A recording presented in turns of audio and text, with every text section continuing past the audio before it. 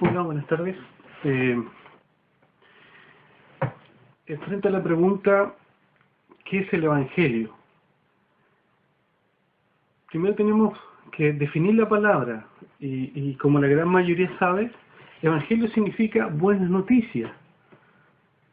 Pero realmente, ¿cuáles son esas buenas noticias? Pensando en esto, miraba la situación de los hermanos de Corinto, una iglesia que queda ubicada en Asia Menor, lo que es actualmente Turquía. En ese contexto real del primer siglo, el apóstol Pablo le escribe una carta y él le dice: ¿no saben que los injustos no heredarán el reino de Dios? Y él se la plantea como en forma de pregunta y le sigue diciendo: no erren ni los fornicarios, ni los idólatras, ni los adúlteros, ni los afeminados, ni los que se echan con varones, ni los ladrones, ni los ávaros, ni los borrachos, ni los maldicientes, ni los estafadores heredarán el reino de Dios.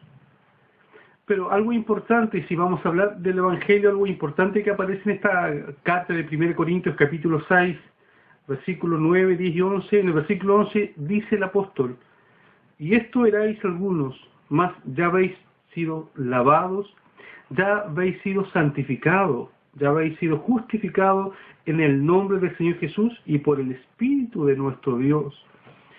Lo que el apóstol está planteando aquí y lo que está viendo es la realidad de algunos hermanos, de algunas personas. Y él dice: mira, no se dejen engañar. No podemos pretender vivir como hijos del diablo y entrar al cielo como hijos de Dios. Él está diciendo: no erren, no se engañen. Y él, como era de su costumbre, da una lista de aquellos pecados de la sociedad del primer siglo. Y ese tipo de pecados no son muy diferentes a los que vemos hoy actualmente. Estamos hablando de evangelio, de buenas noticias, estamos hablando ya del primer siglo. Las buenas noticias que llegaron a este sector específicamente de Corinto.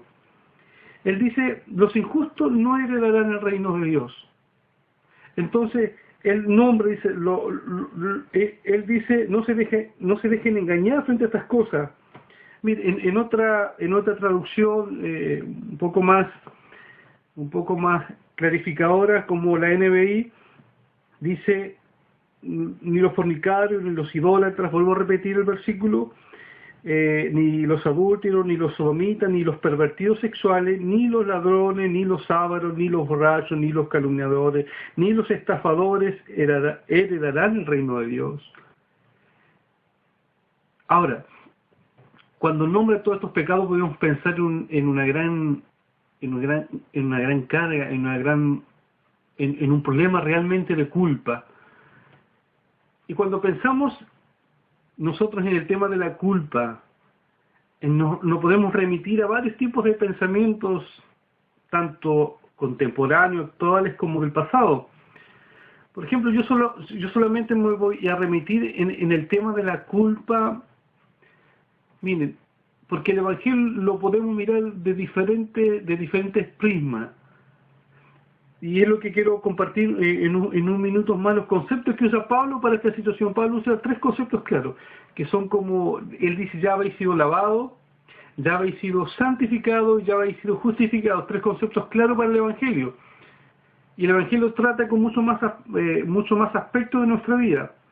Pero voy a hablar del tema de la culpa pensando un poco en el pensamiento de Sigmund Freud. Él trató el tema de la culpa del ser humano. Y en la lógica del ateísmo materialista como la de Freud, tiende a considerar, dice, en todo caso, el sentimiento de culpabilidad como una enfermedad que debe ser curada. Él habla de la culpa de ese aspecto. Ahora, ¿por qué estoy tocando el tema de Freud? Y quiero poner el tema del Evangelio, la buena noticia y el pensamiento freudiano. Ahora, cuando miramos una sociedad como la de 1 Corintios y miramos nuestras sociedades contemporáneas, tendríamos que pensar que hay un gran peso de culpa en la sociedad del día, una culpa que no puede ser quitada de nuestros hombros, una culpa que el hombre no se puede quitar, y ha pensado de muchas formas cómo quitarse esa culpa de sobre sus hombros. Entonces Freud dice que la culpabilidad es una enfermedad que debe ser curada. Bueno, él se construyó una hipótesis, hay que decir, con el más puro estilo de cuentos de hadas. En este pensamiento freudiano se trata de establecer que no hay culpa real de nada. O sea, él trata de omitir y decir, mira, el hombre es libre, por tanto no tiene que rendirles cuenta a nadie. Pero tal pensamiento o tal operación semejante pasa necesariamente por la negación de cualquier responsabilidad. Y yo le digo, amado amigo, que si quitamos el concepto de culpa, si quitamos esa culpa moral, esa culpa inherente en nosotros, podemos justificar cualquier tipo de aberración. O sea, si decimos que la culpabilidad es una enfermedad, si decimos que la culpa no es real, entonces tendríamos que justificar cualquier aberración que pueda estar pasando incluso en nuestro momento actual. Eso es lo que sucede con el psicoanálisis de freudiano. Por ejemplo, él cuando le escribe la carta a su amigo Reich, él reconoce y dice: la oscuridad que todavía cubre los sentimientos inconscientes de culpa no ha sido iluminada por las discusiones que hubo acerca de ello. La complicación solo aumenta. Freud trató de encontrar la clave en una supuesta tendencia al masoquismo, pero tampoco encajaba en su estructura. Pero en la línea freudiana, porque el pensamiento de Freud trata de culpar a la sociedad de lo que le pasa al hombre, o sea, de lo que nos ha pasado a nosotros, y dice, mira, tú no eres culpable, el culpable es la sociedad, el culpable es el entorno, el culpable es el lugar donde te creciste, la culpa no la tienes tú, la culpa es el entorno donde tú te has crecido. Entonces, de esa forma podemos justificar, vuelvo a repetir, cualquier crimen que se haya cometido. Por ejemplo, piensen en un momento, si quitamos la culpabilidad de nosotros, podemos justificar el femicidio.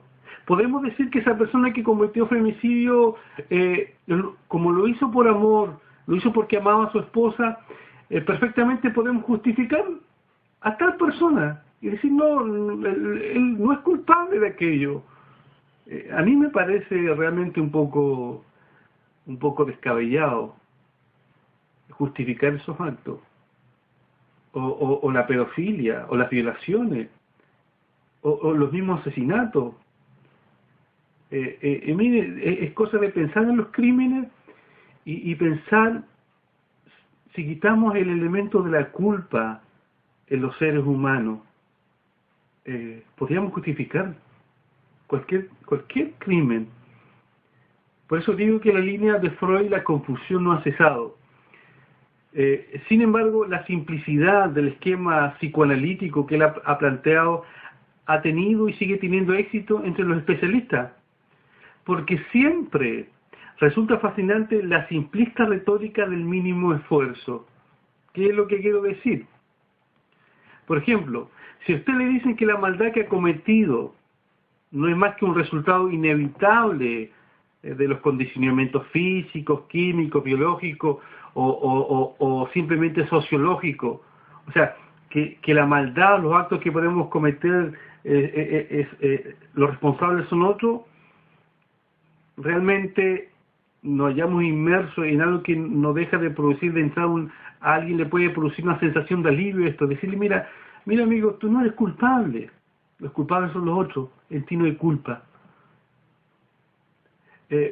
Se puede llegar a la certeza subjetiva de que, en efecto, si usted ha cometido un crimen, usted puede decir, no he podido evitarlo, y nadie le puede condenar, ni siquiera a Dios, porque en el concepto freudiano el Dios no existe. Entonces, ¿de dónde nace este concepto de la culpa? Bueno, ahí está el argumento moral propuesto por filósofos como Kant y otros que llegan a la conclusión de que hay leyes morales en nuestra conciencia, leyes que no son aprendidas por el entorno, que no son aprendidas por la sociedad, hay leyes morales en nuestras conciencias. Y como hay leyes morales, dice el filósofo Kant, debe haber alguien, un legislador supremo que las puso en nuestro corazón. Aunque él no habla de un Dios personal, pero sí llega a la conclusión lógica de que debe haber un legislador supremo que haya puesto las leyes en nuestras conciencias. Entonces, el gran interrogante aparece cuando, conociendo prácticamente todas las circunstancias y motivaciones que pueden explicar el haber sido capaz de cometer un asesinato, y cuanto más profundizo en ella, veo con evidencia que podía haber obrado de otra manera. Por un ejemplo, por mucho que me hubiera costado. En una palabra, veo que fui libre y en consecuencia responsable frente a un acto de asesinato, o sea, resulté culpable. Y así además me lo sentencia el juez, por lo que la policía me mete en la cárcel. Frente a un acto de culpa, ¿qué hacemos? Vamos a los tribunales y los tribunales dicen, mira, tú eres culpable, por tanto tienes que pagar tu culpabilidad. Entonces el tema de la culpabilidad en el hombre no es algo que no esté. La culpa está en nosotros. ¿Y dónde proviene la culpa? ¿A quién vamos a culpar? Valga redundar, a la sociedad, al entorno. ¿A quién vamos a culpar de nuestros actos? ¿Vamos a culpar siempre al otro y no vamos a ver nuestra propia culpabilidad? Y esto es lo que están viviendo las personas de Corinto. Y Pablo es claro y categórico y le dicen, ¿no saben ustedes? ¿No conocen que los injustos no heredarán el reino de Dios? Vuelvo a repetir la frase que dije al principio. No podemos vivir como hijos del diablo y entrar al cielo como hijos de Dios. O sea, ¿cómo nos quitamos el pecado que está en nosotros? Porque también dice, vuelvo a repetir por tercera vez, no erren, no se dejen engañar, miren, ni los fornicarios, ni los homicidas, ni todo este tipo de personas entrarán en el reino de Dios. Pero la gran noticia, porque la pregunta es, ¿qué es el Evangelio? El Evangelio es la buena noticia. Pablo dice, y esto eran algunos de ustedes. Está diciendo, mira, ustedes eran ladrones, ustedes eran asesinos, ustedes eran violadores, ustedes eran estafadores. Esto eran algunos de ustedes, pero Pablo usa tres conceptos.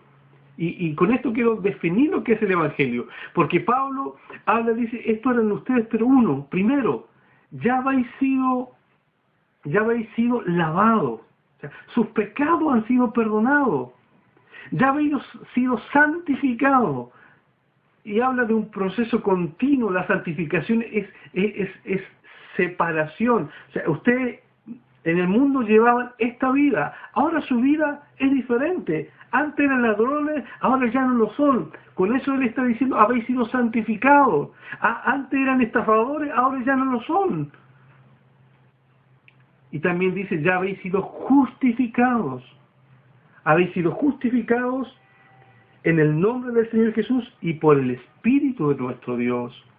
La justificación fue el gran lema de la Reforma.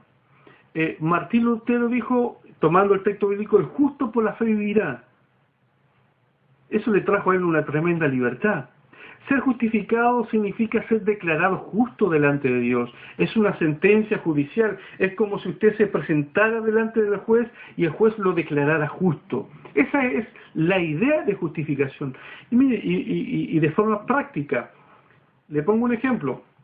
Quizás la mayoría de los que están viendo este video han ido a colegio, han pasado por liceo o la misma escuela básica. Le pongo un ejemplo de lo que es un poco la justificación. No sé si usted se acuerda cuando faltaba clase, usted tenía que pasar por la inspectoría. Ahora, imaginemos que la sala de clases es el reino de los cielos, donde están todos los compañeros. Ahora, usted faltó. Usted cometió un error, usted cometió una falta, y por lo tanto necesita pasar por la inspectoría del colegio, pero su propia persona no es suficiente. Los colegios le piden tener un apoderado. Por lo tanto, su apoderado tiene que ir a la inspectoría para representarlo y para decir por qué usted faltó. Eso es lo que sucedía yo recuerdo en los liceos. Bueno, la justificación pasa por eso. La justificación dice que usted por sí mismo no puede justificarse delante de Dios. O sea, usted pecó, cometimos una falta, cometimos pecado, erramos a blanco, por lo tanto necesitamos de un apoderado, y ese apoderado es Cristo, que se presenta al Padre y dice, mire, yo pagué el precio por él, yo pagué la culpa por él, yo fui castigado por él. Esa es la buena noticia, aquí hubo otro que nos representa, otro justo, que es Cristo, y por lo tanto él pasa la inspectoría, siguiendo la analogía, pasa la inspectoría como nuestro representante, como nuestro apoderado, nos timbra la libreta y podemos entrar a la sala de clase. Entonces, eso es el concepto de justificación. Significa que por nosotros mismos no podemos pagar pagar por nuestra culpa. Otro lo hizo. Ahora, después de este horrible catálogo de vicios naturales y antinaturales, Pablo proclama el triunfo del Evangelio. Y eso es lo que erais algunos de vosotros, le dice. No esconde su pasado. A los hermanos de Corinto no le esconde lo que eran. Nosotros, amado amigo, no podemos esconder lo que éramos. No podemos ocultar lo que éramos. Lo mismo le pasaba a los hermanos de Corinto. No podían ocultar lo que eran. Repito, algunos eran ladrones, sí lo eran. Estafadores, sí lo eran. Y por eso Pablo dice, y estos eran algunos de ustedes, pero ya han sido lavados. Sus pecados ya han sido perdonados. Juan dice que la sangre de Cristo nos limpia de todo pecado. O sea, la culpa, esa es la buena noticia. La culpa sobre nosotros puede ser quitada. Ese es el Evangelio. Nuestros pecados pueden ser lavados. Podemos ser santificados y justificados delante de Dios. Esa es la buena noticia del Evangelio. Que nuestros pecados han sido perdonados. Pero si venimos en arrepentimiento, si venimos no ocultando nuestro pasado, si venimos si venimos reconociendo lo que somos, pecadores delante de Dios, ¿acaso podemos engañar a Dios? ¿Acaso podemos ocultar lo que hemos hecho delante de Dios? Yo repito siempre, ¿usted cree que Dios es alguien tontito, que no sabe lo que pasa? Quizás se pueda reír, pero Dios sabe lo que hemos hecho y aún conoce lo profundo de nuestro corazón. Por lo tanto, hay personas que viven 5, 10, 15 años con una culpa sobre su conciencia. Y muchas personas se mueren en ese estado. Pero ¿cuál es la buena noticia? ¿Cuál es el Evangelio? Que su culpa puede ser quitada. Lavado, santificado, justificado delante del Padre. Esa es la buena noticia. La demostración del cristianismo está en su poder para tomar la escoria de la humanidad y convertirla en seres humanos regenerados. Eso es lo que no entendió Freud, ni el psicoanálisis de Freud y otros posteriores como Nietzsche, que terminan diciendo que Dios ha muerto. Por tanto, si no tenemos a quien rendirle cuenta, podemos hacer lo que queramos. Y es cosa de ver nuestra sociedad actual hoy día. Una sociedad que no le rinde cuentas a nada ni a nadie. Por eso vemos una sociedad tan violenta. Por eso, amigo, usted puede ver tanto robo, tanta violencia, asalto, tanta degradación hoy día. Porque se ha dejado de lado a Dios. Y decimos no tenemos que rendirle cuenta a nadie. Total, cada cual puede hacer lo que quiera. Y en esa condición, la gente ha hecho lo que quiera. Total, no le rendimos cuenta a nadie. Total, Dios no existe. Hagamos lo que quiera. Alguien dijo, si Dios no existe,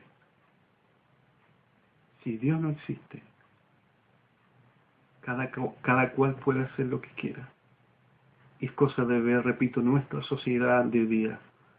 Pero el Evangelio tiene el poder para tomar la escoria de la humanidad y convertir esas personas en seres regenerados. El Evangelio tiene el poder para tomar gente que había perdido totalmente la vergüenza y hacerlos hijos de Dios. Había en Corinto, en esta iglesia de Corinto, que le dio pasaje en todo el mundo, personas que eran pruebas del poder recreador de Cristo. Mi amigo, el poder de Cristo sigue siendo el mismo. Una persona no puede cambiar, pero sí Cristo puede cambiarla. Hay un contraste, mira, alucinante entre la literatura del primer siglo, la literatura pagana y la cristiana de aquel tiempo. Un autor contemporáneo de Pablo, como era Séneca, él decía, las personas son demoledoramente conscientes de su propia debilidad, las cosas necesarias. Él exclamaba, y otra frase que decía Séneca era, es que lo que necesita el hombre es que se le tienda una mano para sacarla del cielo. Y una frase mucho más fuerte decía, los hombres aman sus vicios, pero los odian al mismo tiempo. ¿Cuántas veces usted se ha encontrado en ese dilema? Pues puede disfrutar, puede amar el placer, incluso puede amar el pecado, pero al ver las consecuencias de sus propios actos, a la misma vez que los ama, los odia también, porque ha visto la consecuencia de aquello. Puede disfrutar de un momento en los deleites y en el pecado de este mundo. Puede ser el adulterio, puede ser los juegos, puede ser un fanatismo, pero se da cuenta que al mismo tiempo lo termina odiando. ¿Por qué? Porque termina siendo esclavo de aquello. A este mundo, consciente de un diluvio de decadencia, no se podía parar. Pero aún en ese tiempo y en este tiempo llegó el poder radiante del Evangelio, que era victoriosamente capaz de hacer todas las cosas nuevas. Por eso el Evangelio, amado amigo, es una buena noticia. Nuestros pecados han sido lavados, hemos sido santificados, separados a vivir una vida mucho más abundante y hemos sido justificados, declarados justos delante de Dios. El salmista David decía, bienaventurado, feliz a quien el Señor no culpa o no inculpa de pecado. Eso nos trae alegría a nuestro corazón. Saber que delante de Dios no nos culpa de pecado, porque nuestros pecados han sido lavados por la sangre de su Hijo. El Evangelio es la buena noticia de que Cristo en la cruz pagó por nuestros pecados, pero también al morir Él resucitó y está a la derecha de Dios intercediendo por nosotros, hombres débiles y falibles. Pero Él está allí intercediendo por nosotros delante del Padre. Amado amigo, el Evangelio es eso, es una buena noticia. ¿Cuántas veces ha intentado en sus propias fuerzas? ¿Cuántas veces lo ha intentado? Ha buscado los medios, ha participado de programas, pero la culpa y el pecado sigue ahí. Yo le invito a que reflexione en esto. Jesucristo nos ha lavado, nos ha santificado y nos ha justificado. Lo hemos hecho en el nombre de nuestro Señor Jesucristo y por el Espíritu de nuestro Dios. Que el Señor, amado amigo, les bendiga.